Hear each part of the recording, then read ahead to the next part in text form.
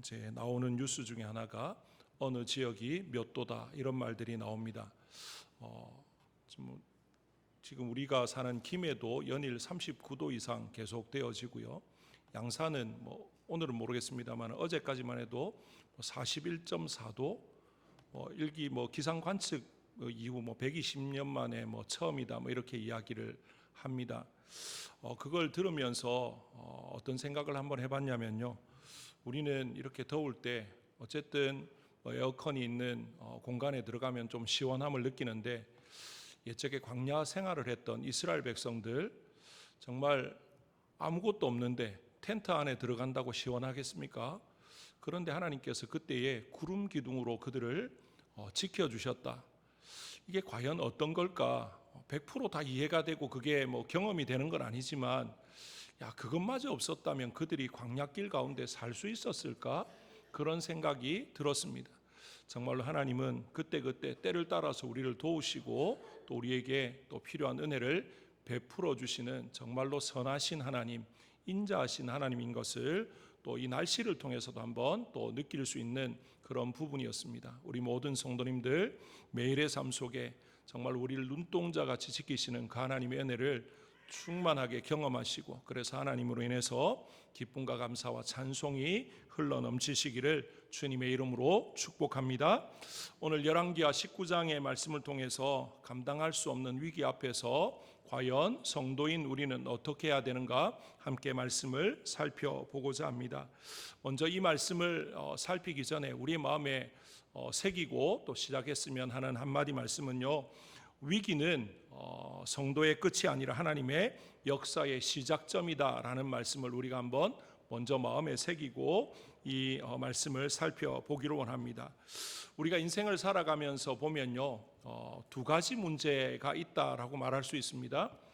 따져보면 수천 수백 그 이상의 문제가 있겠지만 크게 두 종류의 문제로 나눌 수 있는데, 하나는 내가 해결할 수 있는 문제.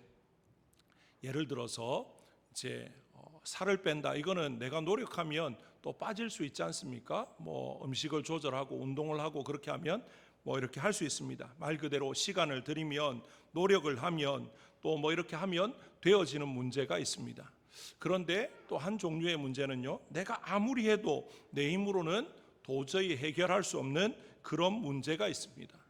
현대 의술로도 돈으로도 사람으로도 경험으로도 도무지 해결할 수 없는 그런 문제, 우리가 인생을 살아가다 보면 우리 힘으로 해결할 수 있는 그런 문제도 만나겠지만 우리 힘으로 해결할 수 없는, 정말로 그냥 벼랑 끝에 놓여지게 되는 그런 상황을 만날 때도 있다라는 거죠. 그럴 때 우리는 어떻게 하는가라는 거죠. 대부분의 세상 사람들은 그런 상황이 되면 포기해버립니다. 절망합니다. 낙심합니다. 이제 끝이구나, 그렇게 단정 지어버리고 만다라는 거죠.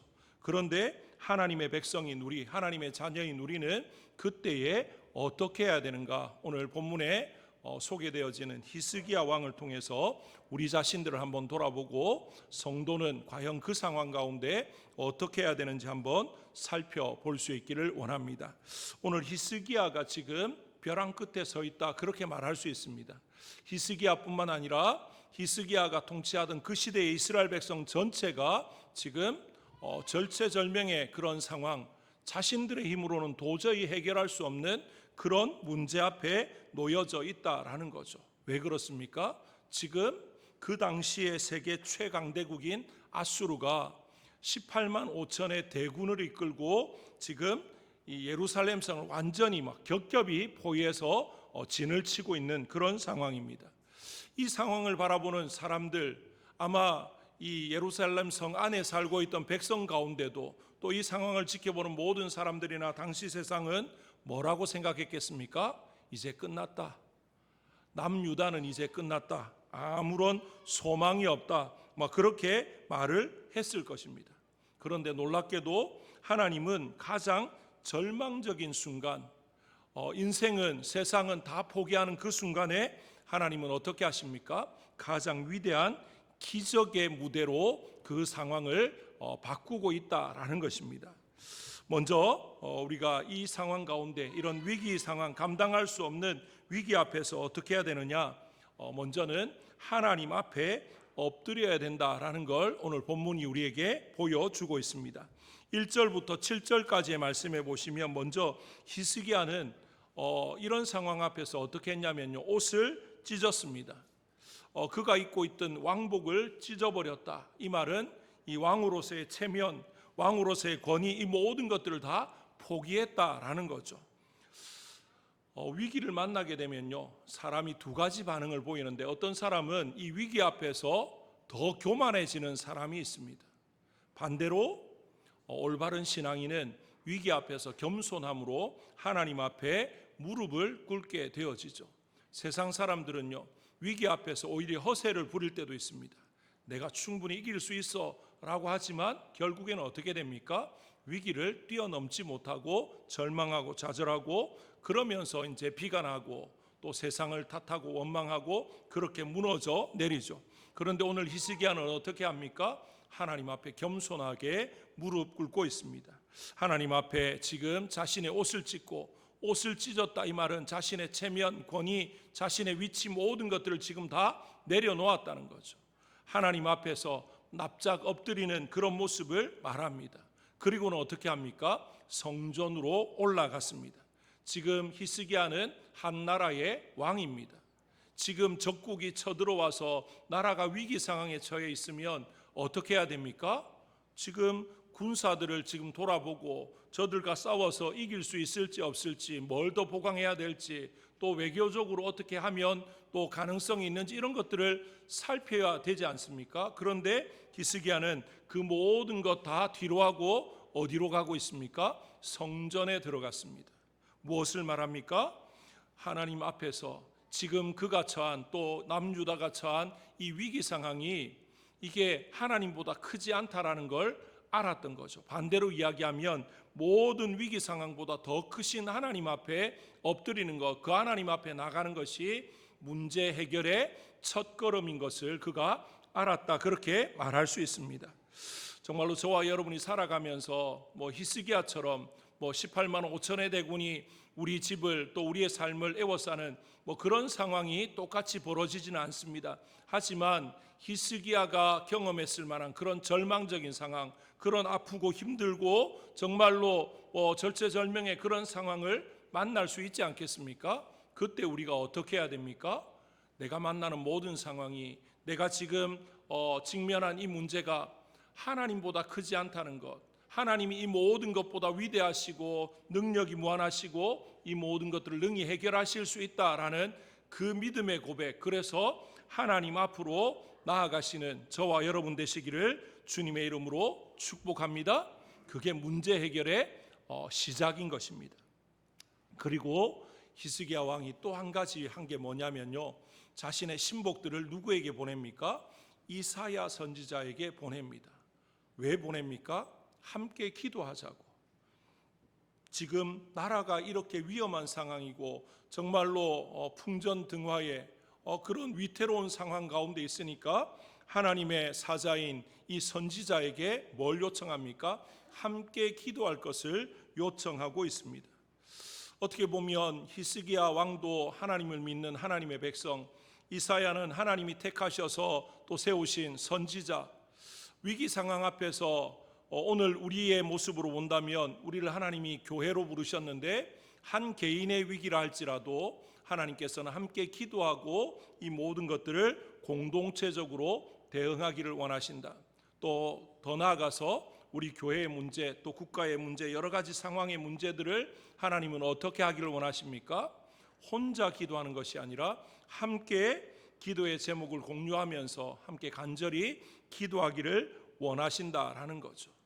교회는 모든 것을 함께 하는 것을 하나님이 기뻐하신다라는 거죠. 저와 여러분 모두가 우리가 교구 모임을 할 때나 또는 여러 가지 우리가 살아가면서 어렵고 힘든 상황이 생기면 혼자 끙끙 앓고 혼자 어떻게 하나 그렇게 생각하지 마시고요, 기도 제목을 나누었으면 좋겠습니다. 혹시나 너무 이렇게 개인적인 그런 것들이라서 부담스럽다면 그래도 어느 정도 공개할 수 있을 정도까지는 함께 나누면서 또 기도할 수 있는, 그게 바로 교회로서의 모습이 아닌가, 그런 생각이 들어집니다. 정말로 저와 여러분이 살아가면서 우리가 믿는다고 하면서 어려운 상황에 처하면 과연 지난날 내가 어떻게 했는가, 우리 자신들 한번 돌아보았으면 좋겠습니다. 어려운 위기 상황에 처하면 사람을 혹시 먼저 찾지 않았습니까? 인터넷을 검색하고 나를 도와줄 사람이 없는가, 여기저기 또 인간적으로 흔히 말하는 계산기를 두드리면서 어떻게 해야 될까, 그렇게 계산하면서 그 상황 앞에서 또 이렇게 저렇게 움직이지는 않았는지 우리 자신들을 한번 돌아볼 수 있기를 원합니다. 하나님은 오늘 히스기야 왕을 통해서 우리에게 말씀하십니다.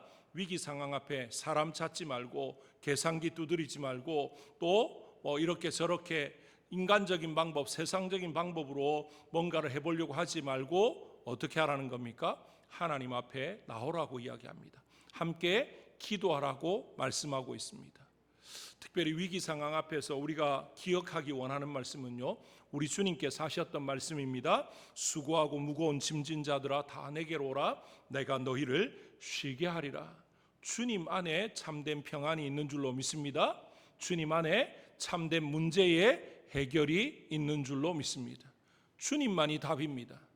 그 사실을 우리가 모르지 않는데 위기 상황에 처하면 까맣게 잊어버립니다. 왜 잊어버립니까? 문제를 더 크게 보니까 주님이 보이지 않습니다. 주님의 말씀이 떠오르지 않습니다. 문제를 주님보다 더 크게, 하나님보다 더 크게 바라보니까 주님은, 또 주님의 말씀은 온데간데 없어지는 그런 모습이 아닌가라는 것이죠. 살아가면서 우리의 마음에 깊이 새기기 원하는 것, 그 어떤 문제도, 내가 만나는 그 어떤 상황도 주님보다 크지 않다는 것, 하나님보다 크지 않다는 것, 반대로 이야기하면 하나님이 가장 위대하시고 크고 능력 있으신 분이라는 걸 기억하면서 그 상황 가운데 하나님 앞에 먼저 엎드리는 저와 여러분 되시기를 주님의 이름으로 축복합니다. 그 다음에 오늘 말씀해 보시면요, 이 히스기야 왕은 모든 문제를 어떻게 합니까? 하나님 앞에 펼쳐 놓고 있습니다. 그 문제를 끌어안고 어떡하지 그렇게 하지 않습니다. 지금 히스기야 왕은 이 하나님 앞에 이 모든 상황, 지금 이 남유다가 처한 상황이 어떤 건지를 하나님 앞에 다 나가서 펼쳐놓고 있다라는 거죠. 오늘 말씀해 보면요, 이제 사네립이 랍사게를 보내서 이제 막 남유다 백성들을, 그리고 히스기야 왕을 더 나아가서 하나님을 마음껏 조롱하고 있습니다. 이제 그러고 난 뒤에 다시 사네립이 어떻게 합니까? 편지를 보냅니다. 그 편지 내용도 랍사게가 했던 말과 크게 다르지 않는, 하나님을 조롱하고 남유다를 비방하는, 또 히스기야 왕에게 속지 말라고 하는 그런 내용이었던 거죠. 이제 하나님을 모독하는 그 편지를 받아든 히스기야가 어떻게 합니까? 이걸 들고 성전에 올라가서 하나님 앞에 펼쳐 놓습니다. 펼쳐 놓지 않는다고 하나님이 모르시겠습니까? 다 아시지만 히스기야가 이렇게 했다는 건 모든 걸 하나님 앞에 뭐 한다는 겁니까? 다 맡긴다는 거죠. 하나님께 맡겨 드린다라는 것입니다. 14절 말씀해 보시면요, 히스기야가 사자의 손에서 편지를 받아보고 여호와의 성전에 올라가서 히스기야가 그 편지를 여호와 앞에 펴놓고, 그렇게 지금 말하고 있습니다. 정말로 히스기야는 이 문제가 내가 해결할 수 없다라는 걸 분명히 알았고, 그리고 이 문제는 하나님만이 해결하실 수 있다라는 걸 알았기 때문에 따르게 하지 않습니다. 그 편지를 받아들고 참모들을 모으고 신복들을 모으고 그렇게 해서 어떻게 할까 논의하지 않습니다. 들고는 바로 어디로 갑니까? 하나님께 나아갑니다. 그리고는 하나님 앞에 펼쳐놓고, 하나님, 이 문제 하나님 다 아시지요? 하나님 다 들으셨지요? 그렇게 지금 말하고 있습니다. 오늘 히스기야의 모습과 우리의 삶의 모습을 한번 대조해 보았으면 좋겠습니다. 우리는 삶의 문제가 있을 때, 어려움의 상황에 처했을 때 과연 어떻게 했습니까? 전부 다 싸질머지고 하나님 앞에 나가서 하나님 앞에 다 펼쳐놓고, 하나님, 내 삶이 이렇습니다, 내 문제가 이렇습니다, 하나님, 또 하나님께서 다 들으시고 보시고 아시지요? 그렇게 기도했습니까? 아니면 그걸 가지고 혼자 밤을 새면서 염려하고 걱정하고 그래 끙끙 앓고 또는 사람에게 찾아가서 좀 도와달라고 여기 기웃 저기 기웃 어떻게 했었는지 우리 자신들을 한번 돌아볼 수 있기를 원합니다. 내 힘으로 도저히 해결할 수 없는 이 인생의 문제, 그 인생의 문제를 담은 이 편지를 히스기야 왕처럼 하나님 앞에 펼쳐 놓으시는 저와 여러분 되시기를 주님의 이름으로 축복합니다. 그러면서 히스기야는 그 편지를 펼쳐놓고 단순히 살려달라고 기도하는 것이 아니라 어떻게 이야기합니까? 이 모든 일을 통해서 하나님의 영광을 드러내어달라, 하나님이 어떤 분인지 보여달라, 그렇게 지금 기도하고 있습니다. 히스기야의 기도는 그냥 내가 죽게 되었으니까, 이 백성이 죽게 되었으니까 단순히 우리로 목숨을 부지하게 해달라, 건져달라, 그게 전부가 아니고요, 이 모든 상황을 통해서 하나님의 영광, 하나님을 먼저 생각하고 있는 그런 기도의 내용이었다라는 거죠. 참 쉽지 않은 부분입니다. 정말 우리의 삶에 내 코가 석자가 되어지면 기도의 모든 초점이 누구에게 맞추어집니까? 나에게 맞추어지는 그런 상황들을 보게 되는데, 지금 히스기야는 그런 위기 상황 가운데 기도의 초점이 자신이나 또 이스라엘에 맞추어진 게 아니라 하나님께 맞추어져 있습니다. 하나님의 영광을 선포할 수 있게 해달라, 하나님의 영광을 드러내게 해달라, 하나님이 어떤 분인지 세계 만방 가운데 열방 가운데 드러내게 해달라, 그렇게 지금 말하고 있다라는 것이죠. 저와 여러분의 기도도 히스기야 왕의 기도처럼 하나님의 영광, 하나님의 의, 하나님의 뜻을 먼저 구하며 나아갈 수 있기를 다시 한 번 더 주님의 이름으로 축복합니다. 이렇게 하나님 앞에 편지를 펼쳐놓는 순간 이제 더 이상 이 문제는 히스기야 왕이나 남유다라고 하는 이 한 나라의 문제가 아니라 누구의 문제입니까? 하나님의 문제입니다. 하나님이 이제 나서서 해결해 주시는 그런 일이 되어진다라는 거죠. 내가 아무리 붙잡고 있어도요, 내가 아무리 골몰하고 씨름을 해도 해결할 수 없는 겁니다. 그런데 그 모든 것들을 하나님께 내어드리는 순간 하나님이 어떻게 하십니까? 하나님이 친히 그 모든 문제를 해결해 주신다라는 거죠. 그래서 하나님께 이렇게 맡겨드리고 기도할 때 하나님께서 어떻게 하시느냐, 오늘 말씀해 보면 하나님께서 이사야 선지자를 통해서 히스기야 왕에게 응답하시는데 뭐라고 말씀하시냐면요, 20절 말씀이 이렇게 말합니다. 우리 읽지 않았지만요, 20절 말씀 같이 한번 읽어보겠습니다. 20절 다 같이 읽습니다. 시작. 아모스의 아들 이사야가 히스기야에게 보내어 이르되, 이스라엘 하나님 여호와의 말씀이 내가 아수르 왕 사네립 때문에 내게 기도하는 것을 내가 들었노라 하셨나이다.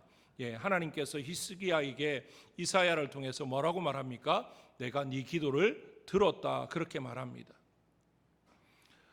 하나님이 들으면 어떻게 되겠습니까? 하나님이 들으면 해결이 됩니다. 사람은 들어도 해결할 능력이 없어서 듣고 그냥 못 들은 척 끝내버릴 때도 있습니다. 요즘 우리 시대를 보면요, 어떤 사람이 위기 상황에 처했는데 거기에 관여하지 않고 보고도 못 본 척 지나갈 때가 많습니다. 이유는 여러 가지가 있겠죠.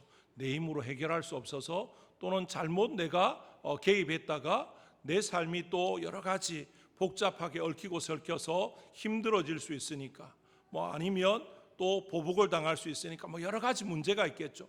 사람은요, 보고도 못 본 척, 들어도 듣지 못한 척, 그럴 때가 참 많은데요, 하나님은 들리면 들으셨다라고 말합니다. 오늘 히스기야가 기도하니까 이사야 선지자를 통해서 뭐라고 이야기합니까? 네가 기도하는 거 내가 들었다라고 이야기합니다. 그 말은 내가 들었어, 그게 아니고요, 내가 해결하겠다, 그렇게 하나님이 응답하신 거죠. 지금 하나님께서 히스기야 왕에게 응답하겠다 그렇게 말씀하시고는 주셨던 한 말씀이 또 무엇이냐면요, 오늘 말씀해 보시면 이렇게 말합니다. 7절에 내가 한 영을 그의 속에 두어 그로 소문을 듣고 그의 본국으로 돌아가게 하고 또 그의 본국에서 그에게 칼에 죽게 하리라 하셨느니라 하더라. 이제 사네립이 어떻게 죽게 될지에 대한 이야기를 이제 하나님께서 말씀하시는 건데, 지금 그 말을 들을 때는 이미 사내립이 죽고 난 뒤가 아니고 아직도 살아서 이 나라 저 나라를 치면서 점점 예루살렘으로 다가오고 있는 그런 상황인데요. 이사야는 그 말씀을 듣고 믿었습니다. 그렇기 때문에 사내립이 보낸 그 편지도 더 이상 두려움이 아니라 어떻게 됩니까? 하나님 앞에 펼쳐놓고 하나님 이렇게 말하는데 하나님 다 들으셨죠? 다 보셨죠? 하나님 아시죠? 그렇게 기도를 할 수 있었다라는 것입니다. 지금 하나님은 다 들었다. 히스기야의 기도도 들었고 사내립이 하나님을 모독하는 소리도 다 들었습니다. 들었으면 어떻게 하시겠습니까? 그에 맞는 대응을 하시는 분이 하나님이시다라는 거죠. 그래서 어떻게 말씀하시냐면요, 오늘 32절에 보시면 이런 말씀이 있습니다. 32절에 그러므로 여호와께서 아수르 왕을 가리켜 이르시기를 그가 이 성에 이르지 못하며 이리로 화살을 쏘지 못하며 방패를 성을 향하여 세우지 못하며 치려고 토성을 쌓지도 못하고. 어떻게 하겠다는 겁니까? 하나님이 그들을 꼼짝도 못하게끔 만들어버리겠다, 그렇게 지금 말하고 있습니다. 지금 하나님이 이것도 못하고 저것도 못하고 이렇게 말씀하시는 건 그 당시에, 그리고 우리가 아는 이제 고대 사회의 전쟁에 보편적으로 쓰여지는 성을 함락시키기 위한 방법입니다. 그런데 그 모든 방법을 하나님이 어떻게 합니까? 다 차단시켜 버리겠다, 그렇게 지금 말씀을 하고 있는 거죠. 하나님의 말씀을 지금 히스기야 왕은 전적으로 믿고 의지하고 붙들고 있습니다. 우리도 위기 상황 앞에 누구의 말을 들어야 되겠습니까? 이 사내립과 또 사내립이 보낸 랍사게의 말, 그 말을 듣고 벌벌 떠는 그런 모습이 아니라 하나님의 음성, 하나님의 말씀을 듣고 담대히 나아가는, 그리고 하나님 주시는 참된 평안을 누리는 그런 삶의 모습이 되어야 되지 않겠습니까? 그런데 우리 귀에 더 잘 들리고 더 우리의 뼛속 깊이 자꾸만 파고 들어오는 말은 무엇입니까? 안 된다, 끝났다, 소망이 없다, 그런 말들이 더 우리에게 잘 들려지는 게 현실입니다. 그런데 그런 소리들을 다 뒤로하고 우리에게 하시는 말씀, 내가 네 기도를 들었다, 내가 너와 함께 하겠다 하시는 그 하나님의 말씀을 더 우리의 마음 깊이 새기고 그 말씀을 붙들고, 그래서 모든 상황을 역전시키시는, 모든 상황을 다 바꾸어 버리시는 그 하나님을 삶의 자리에서 날마다 경험하시는 우리 모든 성도님들 되시기를 주님의 이름으로 축복합니다. 하나님이 하시면 안 되는 것도 되는 줄로 믿습니다. 되는 것도 안 되게 하시는 분이 하나님이십니다. 하나님께 능치 못함이 없다라는 사실을 기억하시고, 내 생각으로 이건 도무지 안 돼, 그건 내 생각입니다. 하나님이 하시면 도무지 안 되는 건 없습니다. 하나님께는 다 가능하다라는 거죠. 그래서 결과적으로 어떻게 됩니까? 하나님이 친히 싸우시니까 전세는 바로 하루아침에, 진짜 하룻밤 사이에 완전히 바뀌어져 버렸습니다. 이 남유다 예루살렘을 치기 위해서 사내립이 이 군대를 이끌고 이제 쭉 오는 가운데 이 나라 저 나라 다 쳐서 그냥 다 파괴시켜 버렸습니다. 다 그냥 포로로 삼고 점령하면서 그렇게 왔습니다. 승승장구했습니다. 그래서 뭐라고 이야기합니까? 어떤 나라 신이 나를 막을 수 있었느냐? 히스기야 왕이 여호와 하나님을 믿으면 하나님이 구원해 줄 거라고 말하지만 그 말도 거짓이다, 속지 마라. 여호와 하나님 아니다라는 거죠. 나를 이길 수 있는 신은 그 어디에도 없다. 사내립이 그렇게 말하면서 왔습니다. 그런데 어떻게 됩니까? 하나님께서 히스기야의 기도, 이사야의 기도, 또 유다 백성들의 기도를 들으시고 응답하시고 내가 들었다라고 말씀하시고는 어떻게 하셨습니까? 그날 밤에 예루살렘 성을 포위하고 있던 18만 5천의 군사를 그냥 하룻밤 사이에 다 죽게 만들었습니다. 누가 했습니까? 유다 백성들이 용맹하게 나가 싸워서 아닙니다. 그들은 화살 하나 쏜 적이 없습니다. 소리 한번 지른 적이 없습니다. 그런데 밤사이에 하나님의 사자가 그들을 다 죽게 만드셨다라는 거죠. 성경 곳곳에 보면요, 위기 상황 가운데 하나님이 친히 모든 일을 행하셔서 완전히 전세를 뒤바꿔 버리는 그런 일들이 곳곳에 나와 있지 않습니까? 우리가 잘 아는 이스라엘 백성들이 애굽에서 나와서 홍해 바닷가에 서 있을 때 그들은 이러지도 저러지도 못하는 상황이었습니다. 그런데 하나님이 어떻게 하십니까? 모세를 통해서 너희는 가만히 서서 내가 오늘날 너희를 위해서 행하는 일을 보라라고 이야기합니다. 그러고는 어떻게 합니까? 홍해를 가르고 이스라엘 백성들은 마른 땅으로 건너게 하시고 그 뒤를 추격해오는 애굽의 군대는 다시 홍해를 원상태로 만드셔서 홍해 바다에 그냥 수장시켜버리는 이 모든 일을 누가 하셨습니까? 하나님이 친히 하셨습니다. 그리고 가나안 땅에 요단강을 건너서 가나안 땅에 들어가서 첫 성읍이었던 여리고성을 어떻게 점령했습니까? 하나님께서 여호수아에게 최고의 전략을 말씀하셨습니다. 어떻게 말합니까? 하루에 한 바퀴 그냥 쭉 대열을 갖춰서 돌아라고 이야기합니다. 그리고 7일째 7바퀴 돌라고 이야기합니다. 그리고 여호수아를 통해서 이제 사인을 주면 이 양각 나팔을 든 제사장들이 나팔을 크게 울려볼 때 백성들이 어떻게 합니까? 소리를 지르면 어떻게 된다는 겁니까? 성이 무너진다. 이 말이 안 되는 소리인데요. 놀랍게도 여리고성이 무너졌습니다. 누가 하신 겁니까? 하나님이 하셨습니다. 제가 그냥 대표적인 사건 두 가지를 들었지만 성경 곳곳에 보면 하나님이 친히 나서서 해결하신 문제가 수도 없이 많습니다. 그 말은 무슨 말입니까? 하나님은 자기 백성들의 삶에 친히 개입하셔서 그 모든 문제를 친히 해결하시는 그런 하나님이신 것을 우리에게 보여주는 거죠. 오늘 우리의 삶에도 마찬가지입니다. 하나님이 내 삶에 찾아오셔서 과연 이것도 해결해 주실까? 해결해 주시는 줄로 믿으시기 바랍니다. 우리는요, 시간과 공간의 제약을 받습니다. 그래서 어떤 한 사람과 막 집중해서 이야기하다 보면 다른 사람의 일이나 말들은 못 들을 수도 있습니다. 그런데 하나님은 모든 게 다 가능하신 분입니다. 여기 있지만 미국에서 기도하는 사람의 기도도 들으시고 그 문제도 해결하시는 분이 하나님이십니다. 우리의 생각으로 하나님을 제한하지 마시길 바랍니다. 하나님은 우리가 기도할 때 어디에서 기도하든지 우리의 상황이 어떠하든지 하나님이 해결하지 못할 문제는 없다라는 사실을 기억하시고 삶의 자리에서 어렵고 힘들 때 답답할 때 정말로 어떻게 할 수 없는 그런 상황 가운데서 하나님을 찾으면 하나님을 부르면 하나님이 어떻게 하십니까?